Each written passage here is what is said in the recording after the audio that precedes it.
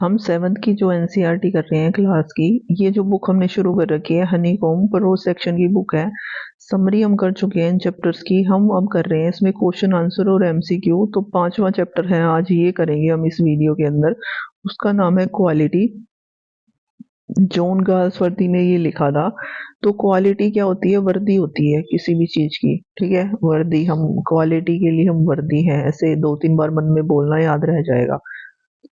अब हम शुरू करते हैं question answer.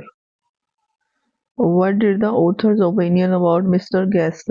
Gessler as a bootmaker? तो ये कह रहा है कि ऑथर का क्या ओपिनियन था मिस्टर गैसलर के बारे में एज अ बूट मेकर, ठीक है। तो in the author's opinion mister Gessler was quality boot maker, कि वो क्या है, एक अच्छा बूट मेकर है। According to author he made the best boot, सबसे बेस्ट बूट बनाता है वो। It it was a true artist, he was a true artist of his trade, अपने ही ट्रेड का, उस मतलब शो मार्केट का क्या था, बेस्ट आर्टिस्ट था। कौन? Mister Gessler. Why did the author visit the shop so infrequently? वो इतना कम क्यों आता था दुकान पे? क्योंकि उसको जब बूट चाहिए होते थे ना, वो तभी जाता था, और जो उसके बूट्स हैं वो लास्ट लॉन्ग चलते थे, तो इतना आने की जरूरत ही नहीं होती थी, इसीलिए वो फ्रिक्वेंटली आता था, कभी कभी आता था। कौन आता था दुकान पे? ऑथर। और किसकी शॉप पे? मिस्टर गेस्लर की। What was the effect on mister Gessler? Mister Gessler के ऊपर क्या इफेक्ट पड़ा of authors remark about a certain pair of boots? एक सर्टन पेयर ऑफ बूट पे इसने रिमार्क करा ऑथर ने, इसका गेस्लर पे क्या असर पड़ा?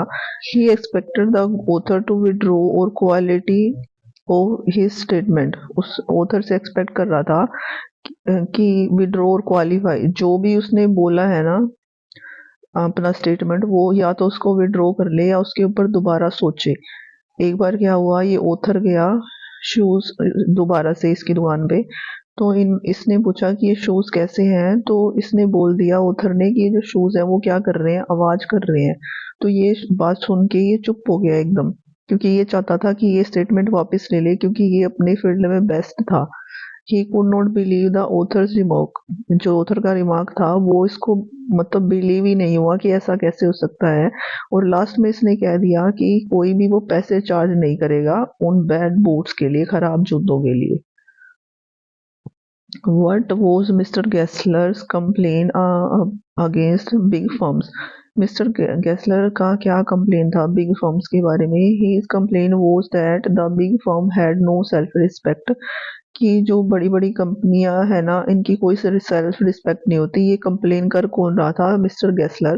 दे मेक इन्फीरियर बूट, वो घटिया किस्म के बूट बनाते हैं। Sell them by making advertisement, और एडवर्टाइजमेंट कर करके उनको सेल कर देते हैं, बेच देते हैं।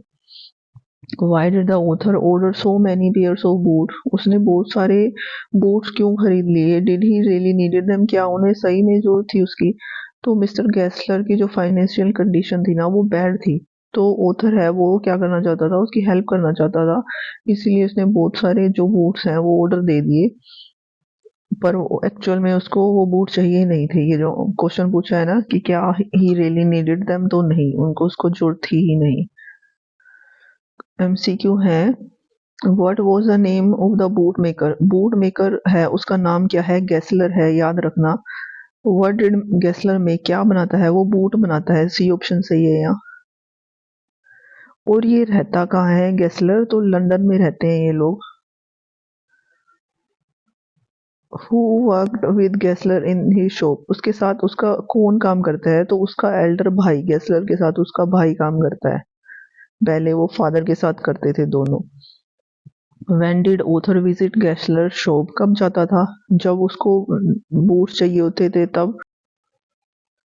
तो यहाँ पे ए ऑप्शन सही है। What did Gessler die of, वो किससे मर गया? स्लो स्टारवेशन से, मतलब भूख से मर गया, और वो स्लो स्लो उसको खा गई। According to Mister Gessler who does not have self respect, किस गेस्लर के अकॉर्डिंग किसके पास सेल्फ रिस्पेक्ट नहीं है? तो सी ऑप्शन, बिग फर्म्स, बड़ी बड़ी कंपनियों के पास नहीं है।